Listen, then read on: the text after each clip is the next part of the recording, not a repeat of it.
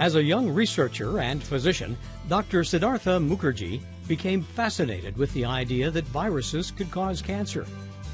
It would change the course of his career, leading him to the forefront of the development of new cancer drugs.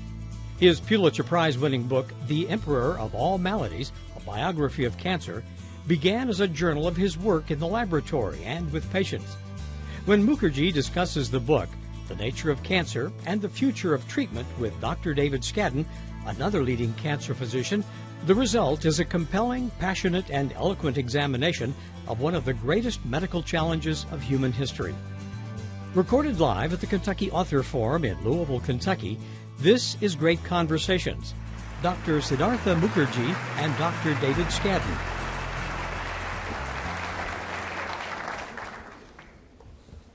Well, thank you, and thank you all for being here this evening. And dear Sid, dear colleague and friend. Sid, in reading the book, I thought it was really marvelous how you made this very personal. That it was very much about the people who were affected by the disorder and very much about the people who dedicated their lives to finding a way to understand it and treat it. And I couldn't help but think about how I had known you at a time before you had really made the commitment to become a cancer physician and a cancer researcher. And so I wonder if I could maybe turn the light on that just a bit. And if you could, we first met, just for the audience, when you were at the Mass General doing your internal medicine residency. And we had a chance to have a discussion over topics related to viruses that caused cancer. But at that point, I think you were still in the process of making decisions. So why is it that cancer became a focus of your professional life? I actually remember that meeting very, very well. Among other things, many people might know this, David was one of the first people to treat AIDS patients, particularly AIDS patients with malignancies, with cancers. It's a somewhat little-known fact, I think, about the history of AIDS in the public realm, David, that in fact the very first physicians to treat AIDS patients were not people who specialized in viruses or bacteria, but people who specialized in cancer. Because many of these, at that point in time, many of these young men, one of the first manifestations that they had were these peculiar cancers that began to sprout out of nowhere. These Kaposi sarcomas, which had never been seen in young men. I mean, imagine the terror of that moment. Right. You're going about your business in New York or San Francisco, and all of a sudden this blue-black tumor, which has only been seen in elderly men, starts sprouting up in your body. Or lymphomas, which is obviously an area that you specialized in. So, in fact, if I remember correctly, a lot of this first conversation focused around that moment of these AIDS patients, that you were taking care of in Boston.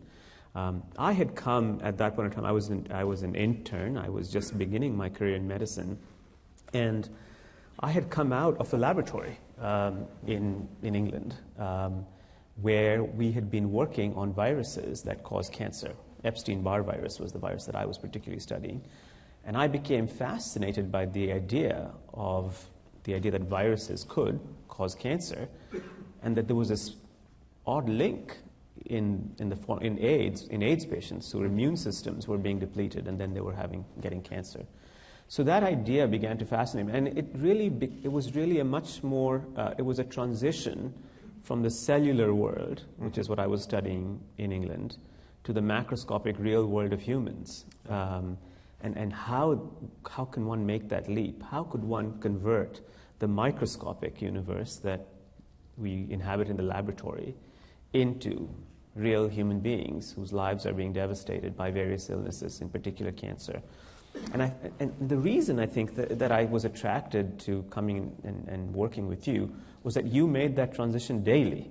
In other words, you were in the laboratory studying the cells, and 20 minutes later, you had walked across and you were seeing real human beings. So that was very crucial for me. And I have to say, I think that notion of being able to go from the laboratory to the patient was something that was a requirement, because there were patients of great need, clearly vexed by a problem where we had very little understanding. Yes. and it was new, it was emerging, it wasn't an ageless problem the way most cancers are, Yes. many chronic diseases are. This was something that was newly occurring in the context of our modern environment. We had to figure that out. Yeah. Because who knew the boundaries? Yes. Who would be affected? How would they be affected? And to get some kind of boundaries on that required that we start to investigate things in the laboratory. And I do think that, for me, that was actually a very compelling part of the story. I hadn't known that that was the case for you as well. I think that's really quite wonderful to know that we, again, share that.